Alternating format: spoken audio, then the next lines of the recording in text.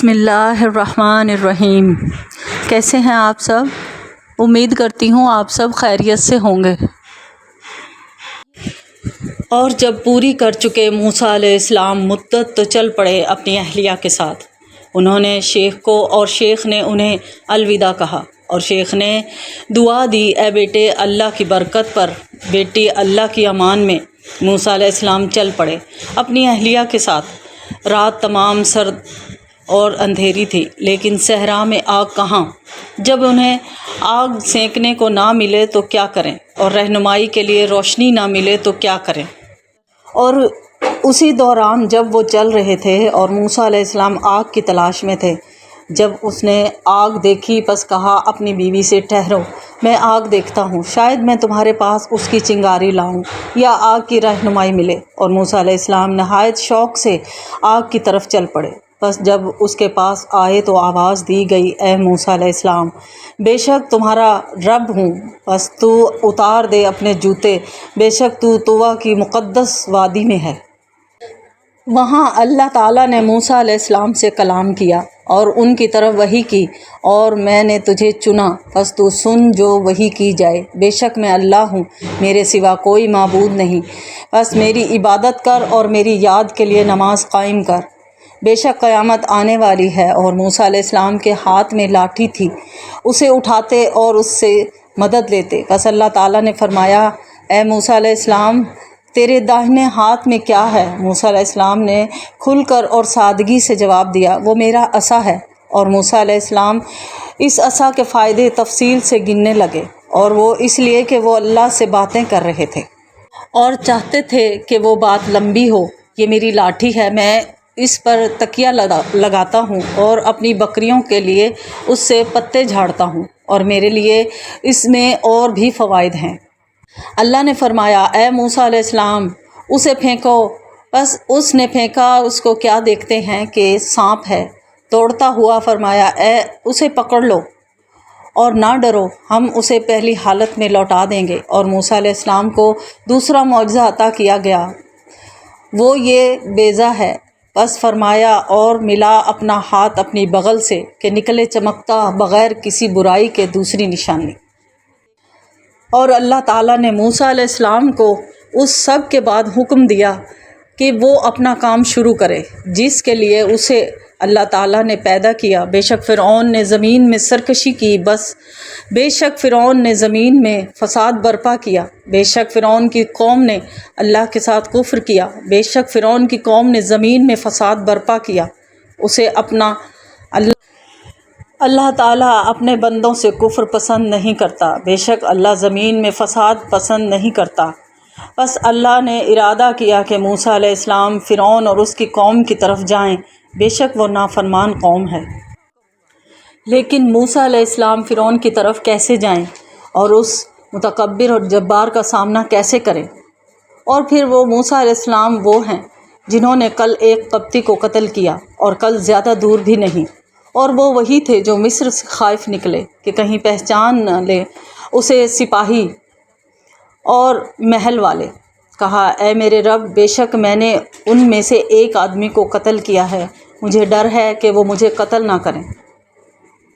اور موسیٰ علیہ السلام نے ذکر کیا کہ ان کی زبان میں رکاوٹ ہے، لیکن اللہ سب کچھ جانتا تھا اور چاہتا تھا کہ اس سب کے برخلاف موسیٰ علیہ السلام فرعون کی طرف جائیں۔ اور جب پکارا تیرے رب نے، موسیٰ ظالم قوم کے پاس آؤ، فرعون کی قوم کے پاس، کیا وہ ڈرتے نہیں؟ کہا، اے میرے رب، بے شک میں ڈرتا ہوں کہ وہ مجھے جھٹلا دیں، اور میرا سینہ تنگ ہے اور میری زبان چلتی نہیں، بس ہارون علیہ السلام کو بھی بھیجیں، اور ان کا مجھ پر گناہ ہے، بس ڈرتا ہوں کہ وہ مجھے قتل نہ کر دیں۔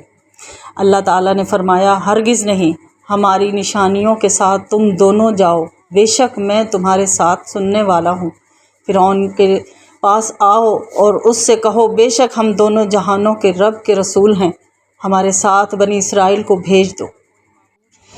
اور اللہ تعالیٰ نے موسیٰ علیہ السلام اور ہارون علیہ السلام کو حکم دیا، نرمی اور مہربانی کا فرعون کے ساتھ، بے شک اللہ ایک حد تک اپنے دشمنوں کے ساتھ نرمی پسند کرتا ہے۔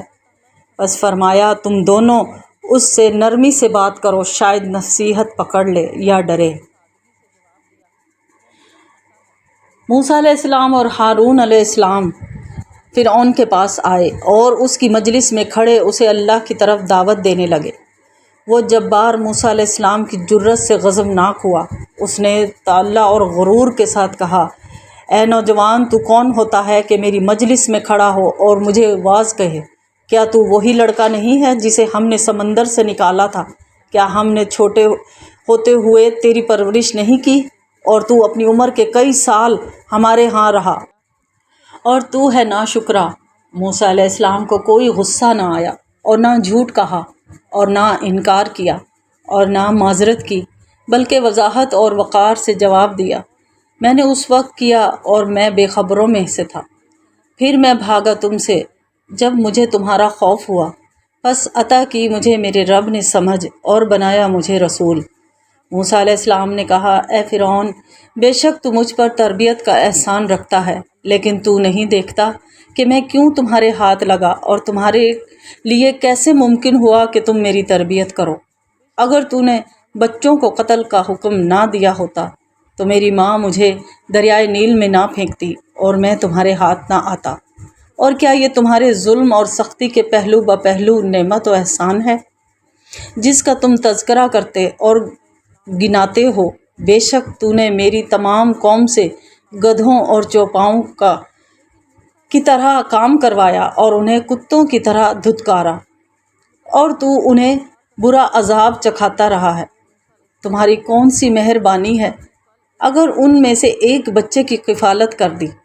اور پھر یہ جہالت اور بے خبری اور غلطی سے تھی، اور وہ نعمت تھی جس کا تو مجھ پر احسان رکھتا ہے کہ تو نے بنی اسرائیل کو غلام بنایا۔ فرعون عاجز آ گیا اور اس سے کوئی جواب نہ بن آیا۔ اس نے جان چھڑانا چاہی اور کہا، جہانوں کا رب کیا ہے جس کا میں تجھے تذکرہ کرتے ہوئے سنتا ہوں؟ موسیٰ علیہ السلام نے کہا، وہ آسمانوں اور زمین اور جو کچھ ان کے درمیان ہے اس کا رب ہے، اگر تم یقین کرو۔ فرعون اس جواب سے غضبناک ہوا اور اس نے چاہا کہ اہل مجلس بھی ناراض ہوں اور تعجب کریں۔ اس نے اپنے ارد گرد والوں سے کہا، کیا تم سنتے نہیں؟ موسیٰ علیہ السلام نے کلام جاری رکھا اور فرعون کو ایک دوسری ضرب لگائی، کہا، وہ تمہارا اور تمہارے پہلے آباء و اجداد کا رب ہے۔ فرعون غصے سے آگ بگولا ہو گیا اور صبر نہ کر سکا اور کہا، بے شک تمہارا رسول جو تمہاری طرف بھیجا گیا ہے وہ پاگل ہے۔ موسیٰ علیہ السلام نے بات جاری رکھی اور فرعون کو تیسری ضرب لگائی، کہا کہ وہ مشرق و مغرب اور جو ان کے درمیان ہے اس کا رب ہے، اگر تمہیں عقل ہے۔ فرعون نے اس تلخ موضوع سے موسیٰ علیہ السلام کو ہٹانا چاہا، اور فرعون نے اپنے سرداروں کا غصہ بھڑکانا چاہا اور کہا، پہلی صدیوں والوں کا کیا حال ہے؟ فرعون نے اپنے جی میں کہا کہ اگر موسیٰ علیہ السلام نے کہا کہ وہ حق پر تھے تو میں کہوں گا کہ وہ بتوں کی عبادت کرتے تھے، اور اگر موسیٰ علیہ السلام نے کہا کہ وہ گمراہی اور بے وقوفی میں تھے تو وہ اہل مجلس غصہ میں آ جائیں گے اور کہیں گے کہ موسیٰ علیہ السلام نے ہمارے آباء و اجداد کو گالی دی ہے۔ لیکن موسیٰ علیہ السلام فرعون سے زیادہ عقل والے تھے، اور موسیٰ علیہ السلام اپنے رب کی طرف سے نور پر تھے۔ موسیٰ علیہ السلام نے کہا، ان کا علم میرے رب کے پاس کتاب میں ہے، میرے رب کو غلطی نہیں لگتی اور نہ وہ بھولتا ہے۔ پھر موسیٰ علیہ السلام نے وہی بات شروع کی جس سے فرعون فرار اور چھٹکارا حاصل کرنا چاہتا تھا، میرے رب کو نہ غلطی لگتی ہے اور نہ وہ بھولتا ہے، وہ جس نے تمہارے لیے زمین کو بچھونا بنایا اور بنائے اس میں تمہارے لیے راستے اور اتارا آسمان سے پانی۔ فرعون حیران و پریشان ہو گیا اور اس سے کوئی جواب نہ بن پڑا، اور اس نے وہی بات کہی جو سب بادشاہ کہا کرتے تھے جب وہ عاجز آ جائیں یا غصے میں ہوں۔ اس نے کہا، اگر تو نے میرے علاوہ کوئی اور معبود قرار دیا تو میں تجھے جیل میں ڈال دوں گا۔